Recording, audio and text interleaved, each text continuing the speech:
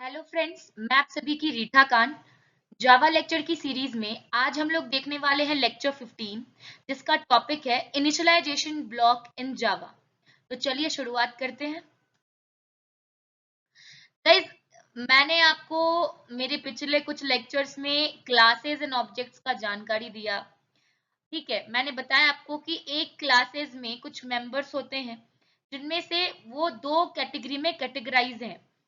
ठीक है, या तो वो इंस्टेंस मेंबर होते हैं जो ऑब्जेक्ट पे डिपेंड होते हैं, ऑब्जेक्ट क्रिएट होने के बाद ही आप उनको एक्सेस कर सकते हैं, या दूसरा होता है स्टैटिक मेंबर जो ऑब्जेक्ट पे डिपेंड नहीं होता, वो पूरे क्लास के लिए एक ही बार बनाया जाता है। आप क्लास के थ्रू डॉट ऑपरेटर लगा के उन मेंबर्स, स्टैटिक मेंबर्स को एक्सेस कर सकते हैं। तो ये दो प्रकार के मेंबर्स मैंने आपको बताए थे। स्टैटिक मेंबर्स या स्टैटिक कीवर्ड का आपको जरा सा भी कंफ्यूजन है तो मैंने अपने प्रीवियस लेक्चर्स में स्टैटिक मेंबर से रिलेटेड एक फुल वीडियोस भी प्रोवाइड की है। कृपया मेरे चैनल को सब्सक्राइब कर ले कि आपको हर एक टॉपिक या लेक्चर टाइम पे मिल सके, ताकि आप आगे जो है बिना कोई दिक्कत प्रोसीड कर सको, बढ़ सको। तो चलिए गाइस, क्लास में दो प्रकार के मेंबर होते हैं। ठीक है, एक होता है हमारा इंस्टेंस मेंबर। क्या होता है हमारा? Instance member. ठीक है, एक होता है हमारा इंस्टेंस मेंबर और एक होता है हमारा स्टैटिक मेंबर। ठीक है, इंस्टेंस मेंबर जो होता है वो ऑब्जेक्ट पे डिपेंड होता है, और जो स्टैटिक मेंबर होता है वो पूरे क्लास के लिए बनाया जाता है एक ही बार। तो ये क्लास स्पेसिफिक होता है। ठीक है, ये क्लास स्पेसिफिक होता है। ये मैंने आपको क्लियर कर दिया मेरे क्लासेस एंड ऑब्जेक्ट के लेक्चर में। और एक और लेक्चर स्टैटिक कीवर्ड का क्या मतलब होता है, कैसे क्लास में यूज करते हैं, उसका भी एक सेपरेट लेक्चर बनाया हुआ है। उनमें आप इन डाउट्स को क्लियर कर सकते हैं। चलते हैं नेक्स्ट अपने करंट वीडियोस, करंट टॉपिक्स के साथ, जिसके पास हम लोग चल रहे हैं इनिशियलाइजेशन ब्लॉक्स। गाइस, जैसे क्लास में दो प्रकार के मेंबर्स होते हैं, स्टैटिक मेंबर्स और एक instance members. Static member variable होता है, स्टैटिक मेंबर फंक्शन होता है जो ऑब्जेक्ट पे डिपेंड नहीं करता। यानी आप क्लास का ऑब्जेक्ट बनाओ नहीं बनाओ, उससे उस पर्टिकुलर स्टैटिक मेंबर फंक्शन या मेंबर वेरिएबल को जो क्लास के अंदर बने हैं उनको कोई फर्क नहीं है। उनको अगर आपको यूज करना है तो आपको क्लास का नाम डॉट ऑपरेटर के साथ उन सारे मेंबर को लिखना पड़ता है। ठीक है, वो पूरी क्लास के लिए एक बार बनते हैं। इंस्टेंस की बात करें तो इंस्टेंस मेंबर जो होते हैं बेसिकली वो ऑब्जेक्ट पे डिपेंड होते हैं। ऑब्जेक्ट जब बनती है तो उनके अंदर उन्हें मेमोरी मिलती है, चाहे हम इंस्टेंस मेंबर वेरिएबल की बात करें जो क्लास के अंदर बना है, या इंस्टेंस मेंबर फंक्शन। ठीक है, इंस्टेंस मेंबर फंक्शन भी ऑब्जेक्ट पे डिपेंड है, तो आप ऑब्जेक्ट के थ्रू इंस्टेंस मेंबर फंक्शन को कॉल कर सकते हो। चलिए गाइस, एक दो और मेंबर्स आज आप सीखोगे कि क्लास के अंदर जो है डिफाइन किए गए हैं, और वो दो मेंबर्स जो है जिनको हम लोग बोलते हैं इनिशियलाइजेशन ब्लॉक्स। इनके थ्रू, ये भी एक मेंबर ही है आपकी क्लास में। ठीक है, इनको ब्लॉक्स के तौर पे आप देखोगे, ब्लॉक्स के तौर पे देखोगे। तो चलिए गाइस, लेट मी इरेज, मैं आपको क्लियर कर दूं, फोकस करिएगा।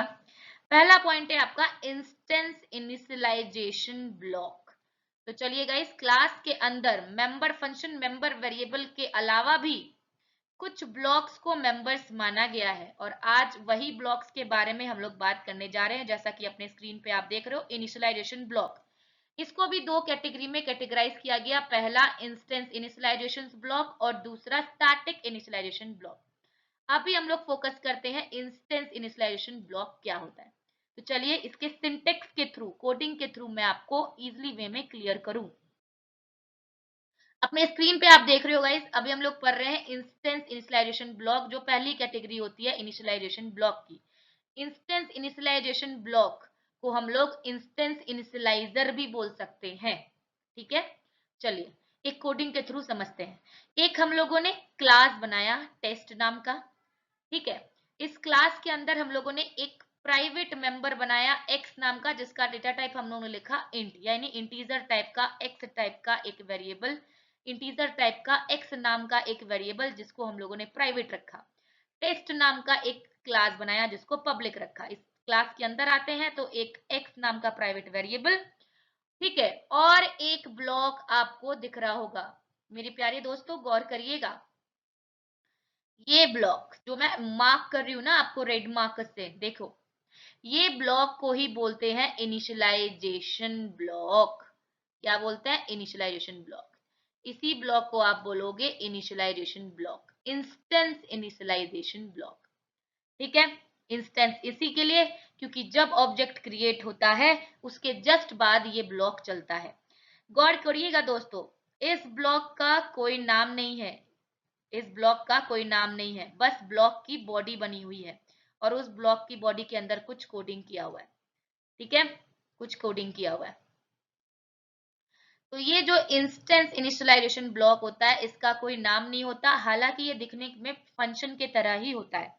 ठीक है, इस ब्लॉक का कोई नाम नहीं होगा। आप देख सकते हो करली ब्रेसेस के ऊपर हमेशा फंक्शन की तरह दिखने वाला ये ब्लॉक फंक्शन की तरह दिख रहा है, तो फंक्शन में हमेशा नाम होता था फंक्शन का, देन उसकी बॉडी स्टार्ट होती थी। लेकिन यहाँ पे नहीं होता ऐसे, इनिशियलाइजेशन ब्लॉक का कोई नाम नहीं और बस उसको बॉडी के अंदर आप कुछ स्टेटमेंट्स को लिखते हो। ठीक है, स्टेटमेंट्स को लिखते हो। क्लास के अंदर किसी वेरिएबल के वैल्यू को अगर आपको इनिशियलाइज करना है इस तरीके से, तो आप एक इनिशियलाइजेशन ब्लॉक बना सकते हो क्लास के किसी भी मेंबर को एक्सेस करने के लिए।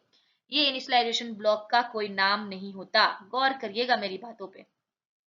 दूसरा हम लोगों ने बनाया एक कंस्ट्रक्टर टेस्ट नाम का। मैंने आपको बताया मेरे कंस्ट्रक्टर की भी वीडियो में कंस्ट्रक्टर क्या होता है, कैसे बनता है, उसका नाम क्या होता है, उसका सिंटेक्स क्या होता है, एग्जाम्पल भी दिया था।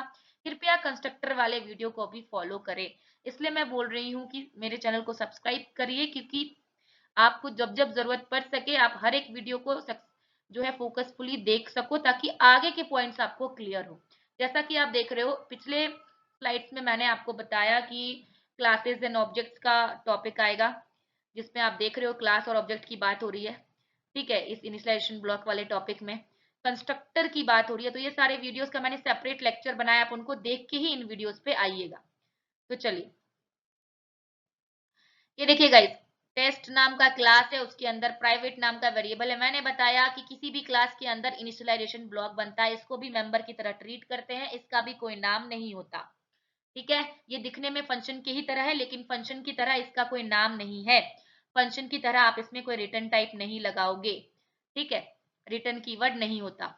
इनिशियलाइजेशन ब्लॉक क्लास के किसी भी मेंबर को एक्सेस करने के लिए यूज किए जाते हैं, या क्लास में किसी मेंबर वेरिएबल को इनिशियलाइज करने के लिए यूज किए जाते हैं। ठीक है, उसके बाद हम लोगों ने बनाया क्लास के अंदर एक ये कंस्ट्रक्टर। देख सकते हो कंस्ट्रक्टर का नाम क्लास के नाम से सेव होता है, तो टेस्ट नाम का एक कंस्ट्रक्टर बनाया, उसमें पब्लिक स्पेसिफायर लगाया, यानी क्लास के बॉडी के बाहर से भी आप इस कंस्ट्रक्टर को यूज कर सकते हो। यही है इस एक्सेस मॉडिफायर का मतलब, पब्लिक का। कंस्ट्रक्टर के अंदर हम लोगों ने एक्स की वैल्यू प्रिंट करवाई है, और उसके अंदर एक सेम क्लास के अंदर वॉइड मेन फंक्शन बनाया, और इसके अंदर दो ऑब्जेक्ट्स बनाए, अलग अलग ऑब्जेक्ट्स, इस टेस्ट नाम के क्लास के दो अलग अलग ऑब्जेक्ट्स बनाए। ये देखिए, एक t1 नाम का और एक t2 नाम का। ये हालांकि है तो रेफरेंस वेरिएबल जो इस टेस्ट नाम के अलग अलग ऑब्जेक्ट को कर रहे हैं पॉइंट, उनका एड्रेस इस t1 t2 में रखा हुआ है। इनको फिलहाल के लिए आप रेफरेंस वेरिएबल को ऑब्जेक्ट की तरह ही ट्रीट करिए। तो इस क्लास का दो ऑब्जेक्ट बनाया हुआ है t1 t2, एक प्राइवेट वेरिएबल है, एक इनिशियलाइजेशन ब्लॉक बनाया हुआ है जिसका कोई नाम नहीं है, जिसके अंदर कोई रिटर्न टाइप आपने यूज नहीं किया, रिटर्न कीवर्ड यूज नहीं किया, और एक कंस्ट्रक्टर बना हुआ है। अब बात आती है, मैंने आपको सिंटेक्स बता दिया कि इनिशियलाइजेशन ब्लॉक देखिए इसका कोई नाम नहीं होगा, इसकी बस एक बॉडी होती है क्लास के किसी भी मेंबर को इनिशियलाइज करने के लिए या एक्सेस करने के लिए ये यूज आता है। ठीक है, इनिशियलाइजेशन ब्लॉक जो होता है, जो एक मेंबर की तरह ट्रीट है, अब आप इसको यूज कैसे करोगे, ये कब यूज होता है? जब भी आप एक क्लास का, जैसे एक टेस्ट नाम का क्लास है, जब भी आप एक क्लास का ऑब्जेक्ट बनाओगे, तो ऑब्जेक्ट बनने के जस्ट बाद ये इनिशियलाइजेशन ब्लॉक जो है वो कॉल हो जाता है। अब कैसे कॉल होता है, तो अपने इस क्लास के अंदर आप गौर करिए, एक कंस्ट्रक्टर बना हुआ है। मैंने आपको कंस्ट्रक्टर के कॉन्सेप्ट में जो मैंने सेपरेट वीडियो प्रोवाइड की है कंस्ट्रक्टर टॉपिक का, उसमें ये चीज क्लियर की थी कि कंस्ट्रक्टर जो होता है ना, वो ऑब्जेक्ट के तुरंत बाद चल जाता है। ऑब्जेक्ट के जैसे ही आप ऑब्जेक्ट क्रिएट करोगे, आपका कंस्ट्रक्टर चल पड़ता है। ठीक है, वैसे जैसी इस टेस्ट क्लास का ऑब्जेक्ट यहाँ पे t1 नाम का क्रिएट हुआ, ये कंस्ट्रक्टर चला। ठीक है, और कंस्ट्रक्टर जब चलता है, जब भी एक ऑब्जेक्ट क्रिएट होगा तो कंस्ट्रक्टर बनेगा। कंस्ट्रक्टर अगर आपने अपनी क्लास में बना दिया है, ठीक है, तो कंस्ट्रक्टर की मदद से आप क्या कर सकते हो वो देखिए। कंस्ट्रक्टर के अंदर देखिए एक लाइन लिखा है system dot out dot print L, जो एक आउटपुट स्क्रीन पे आपको x की वैल्यू प्रिंट करके दे रहा है। और ये x की वैल्यू है क्या, याद रखिएगा गाइस, मैंने बोला जब भी मेरे प्यारे दोस्तों आपका एक ऑब्जेक्ट बनेगा क्लास का, जैसे ये देखिए T1 नाम का, ये ऑब्जेक्ट बनते ही आपका क्लास के अंदर अगर आपने कोई कंस्ट्रक्टर खुद से बनाया तो वो कंस्ट्रक्टर कॉल होगा।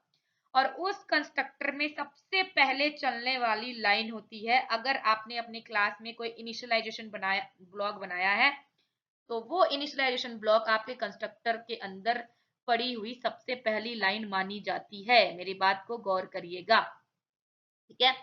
तो कंस्ट्रक्टर जब चलेगा, जब भी ऑब्जेक्ट क्रिएट होगा कंस्ट्रक्टर चलेगा। कंस्ट्रक्टर में सबसे पहली लाइन जो होगी वो आपकी इनिशियलाइजेशन ब्लॉक होगी। तो कंस्ट्रक्टर चलते ही सबसे पहली लाइन जो होगी वो आपका इनिशियलाइजेशन ब्लॉक होगा। ये इनिशियलाइजेशन ब्लॉक पे अब कर्सर आएगा। चलिए इस ब्लॉक के अंदर आते हैं। यहाँ पे आपको सबसे पहले x की वैल्यू प्रिंट होती आएगी।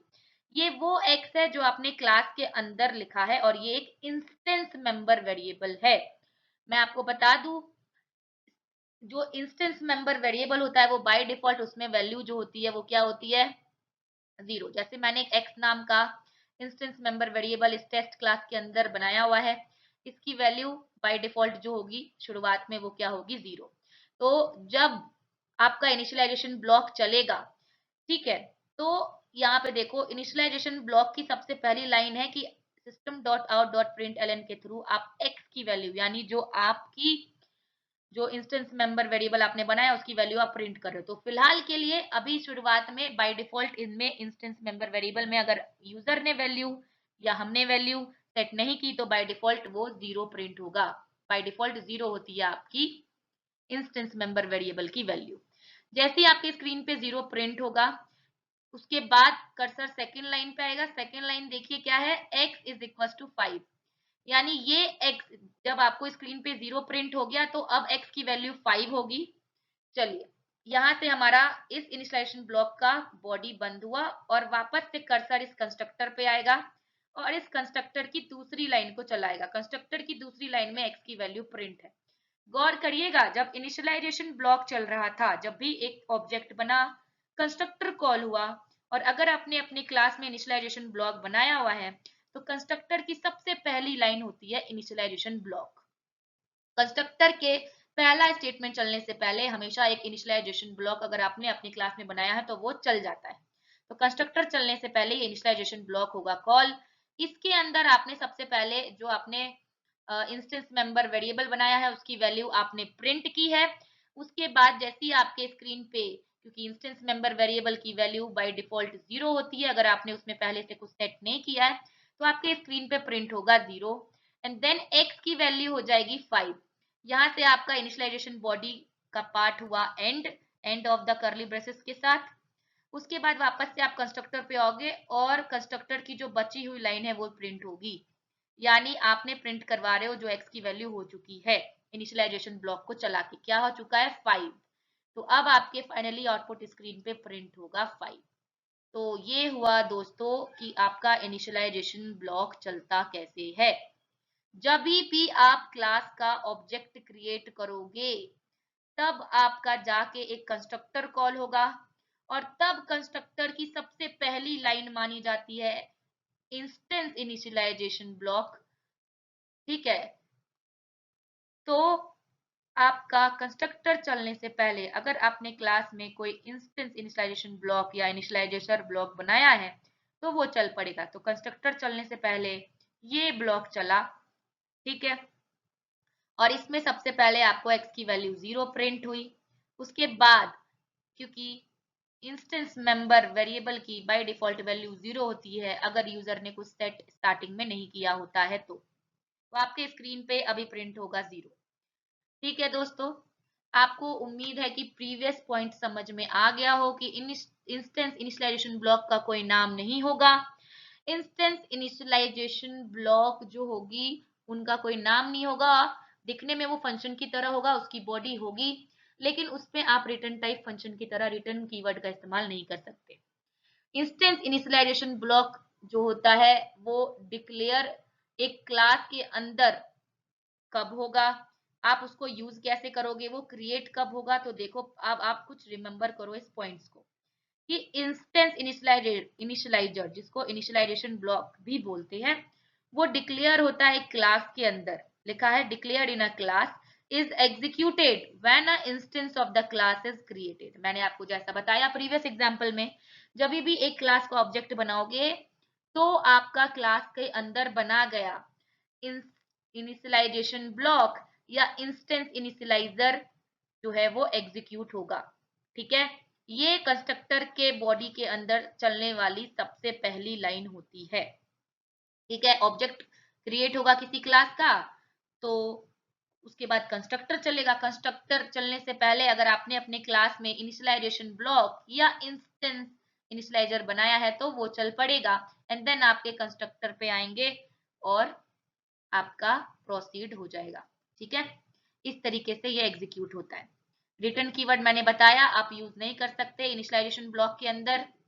जनरली देखिए तीसरा पॉइंट को गौर करिएगा, instance initializer are primitive to refer to the current object via keyword this to use the keyword super. यानी इंस्टेंस इनिशियलाइजर सबसे पहले मैंने बोला कि सबसे पहले शुरुआत में जब क्लास का ऑब्जेक्ट आप बनाओगे तो आपका जो इनिशियलाइजेशन ब्लॉक है या इंस्टेंस इनिशियलाइजर है वो क्रिएट होगा, तो वो सबसे पहले चल पड़ेगा। ऑब्जेक्ट कॉल होगा, ऑब्जेक्ट क्रिएट होगा, तो ही आपका ये इनिशियलाइजेशन ब्लॉक चलेगा, क्योंकि ऑब्जेक्ट क्रिएट होने के बाद कंस्ट्रक्टर चलेगा और कंस्ट्रक्टर की पहली लाइन ये इंस्टेंस इनिशियलाइजेशन ब्लॉक होता है। ठीक है, ऐसे ये प्रोसीड होगा।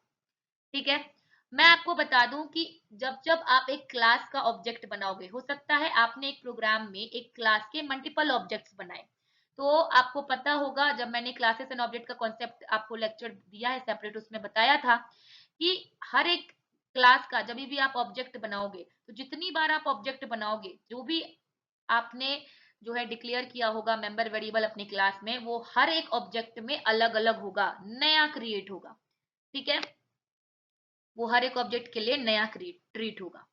तो याद रखिएगा जब जब ऑब्जेक्ट बनाओगे किसी क्लास का तब तब एक कंस्ट्रक्टर कॉल होगा और तब तब आपका ये इनिशियलाइजेशन ब्लॉक चलेगा। यानी इनिशियलाइजेशन ब्लॉक ऑब्जेक्ट की लाइफ में केवल एक बार चलता है और हर बार ऑब्जेक्ट जितनी बार आप बनाओगे उतनी बार ये इनिशियलाइजेशन ब्लॉक चलेगा।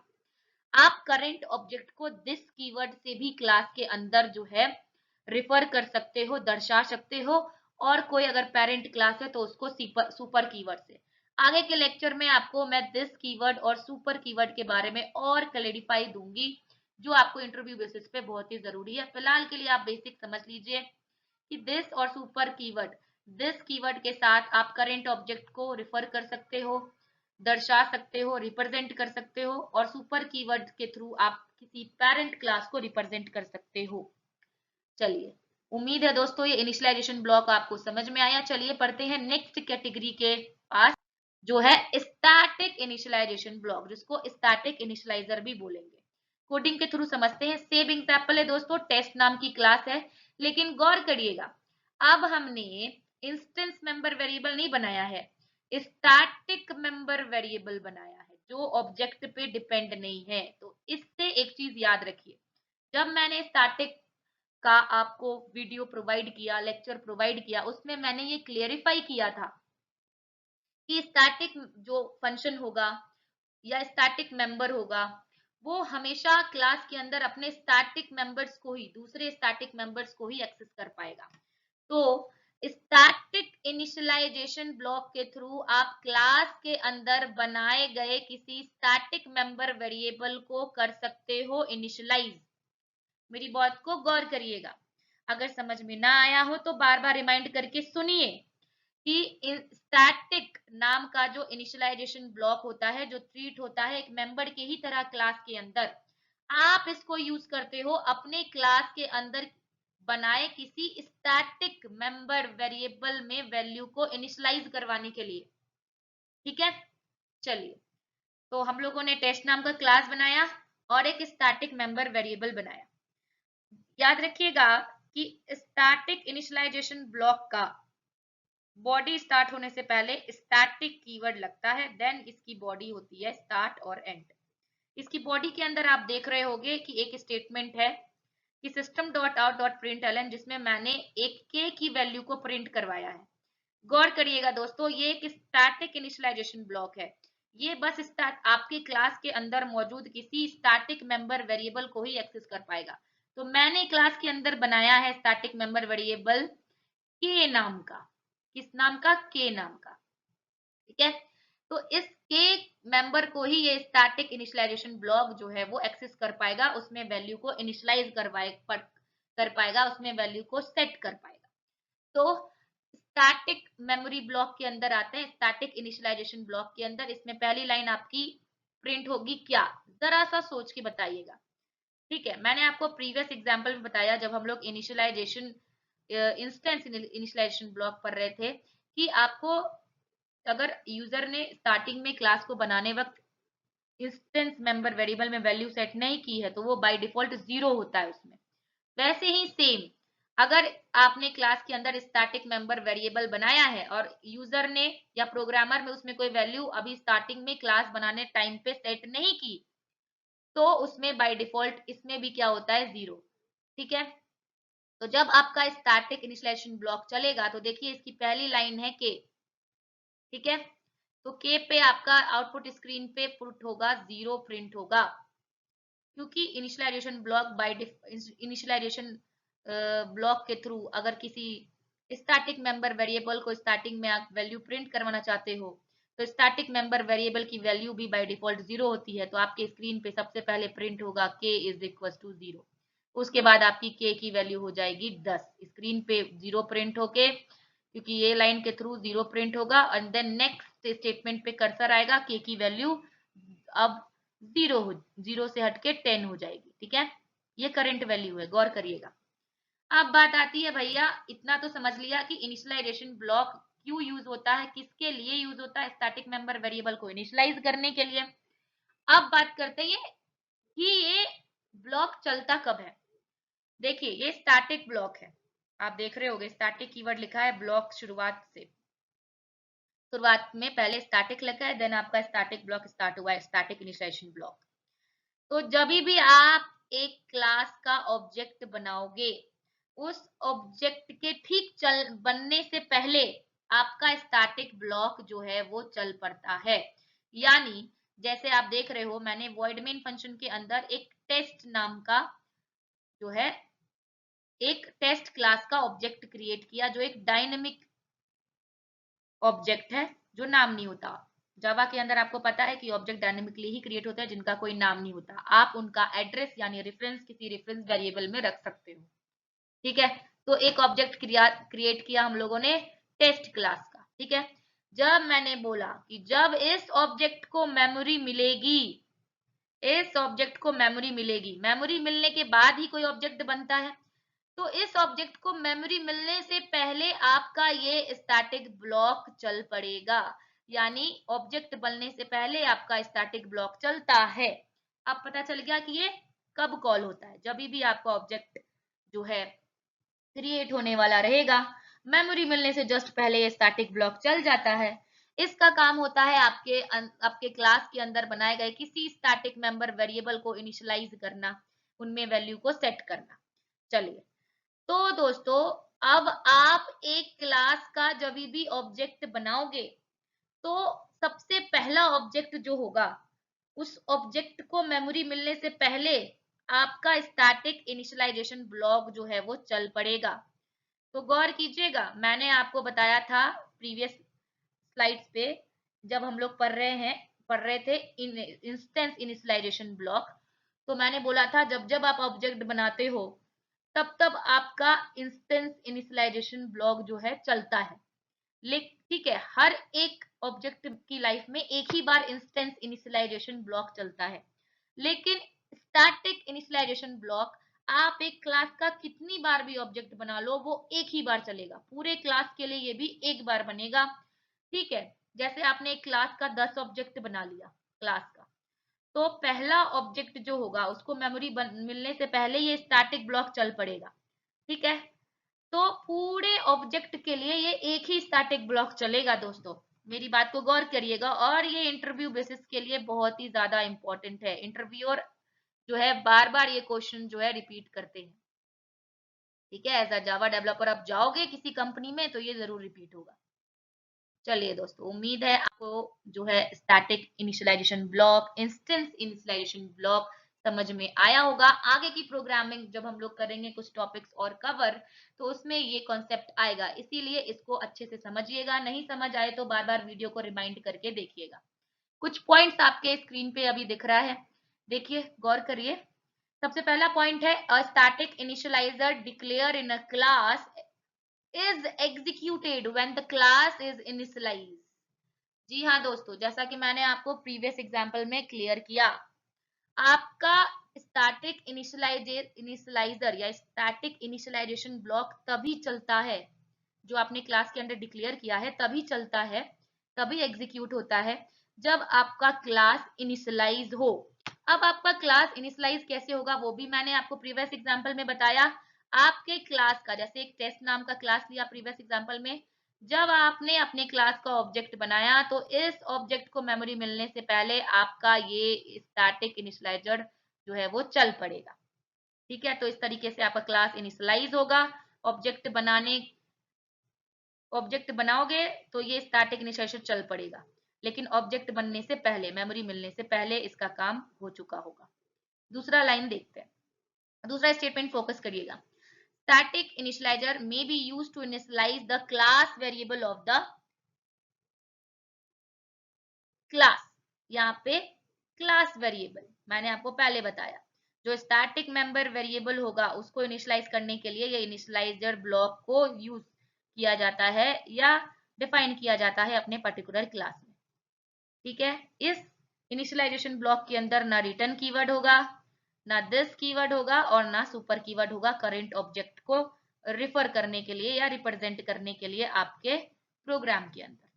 याद रख गौर करिएगा, मैंने बोला था इंस्टेंस इनिशियलाइजेशन ब्लॉक के अंदर रिटर्न कीवर्ड तो होगा, लेकिन रिटर्न कीवर्ड नहीं होगा।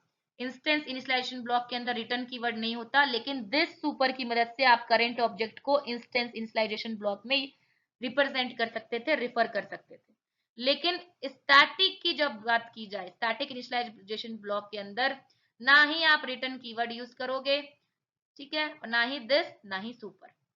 चलिए, तो उम्मीद है आपको मेरा ये लेक्चर जो है वो बहुत अच्छी तरीके से क्लियर हो गया हो। गाइस, ये टॉपिक बहुत इंपॉर्टेंट है, जो इंटरव्यू बेसिस पे भी बहुत जो है यूज किया जाता है। हर एक वीडियो जो मैंने प्रीवियस अपलोड कर दिया है, आप उनको जो है पहले अच्छे से समझ लीजिए, तभी जाके आप मेरे नेक्स्ट वीडियोस पे आइए, ताकि आपको बेसिक कॉन्सेप्ट जो पिछला मैंने बताया वो क्लियर हो। हर एक वीडियो यहाँ पे एक दूसरे से कोरिलेटेड है, जो भी मैं नए वीडियोस को डाल रही हूँ आगे। तो गाइज, अगर आपको मेरी वीडियोस अच्छी लगती है मेरे प्यारे दोस्तों, तो इसको सब्सक्राइब कीजिए, ताकि मैं जो भी वीडियो आप तक भेज सकूं ना, वो आपको डायरेक्टली मिल सके, आपको सर्च करना ना पड़े। ठीक है, अपने दोस्तों को भी प्रोवाइड करिए, अगर उनको ये वीडियोस की जरूरत है, वो इंटरव्यूज के लिए जा रहे हैं या बिगिनर्स हैं, उनको सीखना है, तो उनको भी ये वीडियो जरूर से जरूर प्रोवाइड कीजिए। कोई भी डाउट, अभी तक मैंने जितने भी वीडियोस डाले हैं, अभी तक मैंने 14 लेक्चर डाला और ये लेक्चर मिला के 15, तो 15 लेक्चर तक आपको इस वीडियो तक जो भी डाउट हो आप कमेंट करें या मुझे इस व्हाट्सएप नंबर पे मैसेज करिए। या आपको कोई और वीडियोस चाहिए अपने इंटरव्यू बेसिस के लिए या समझने के लिए, और कोई जावा का टॉपिक आपको नहीं आ रहा समझ, तो मुझे बताइए, मैं उन पे भी वीडियोस बनाने की पूरी कोशिश करूंगी। तो मिलते हैं चलिए नेक्स्ट वीडियो के साथ, तब तक के लिए धन्यवाद।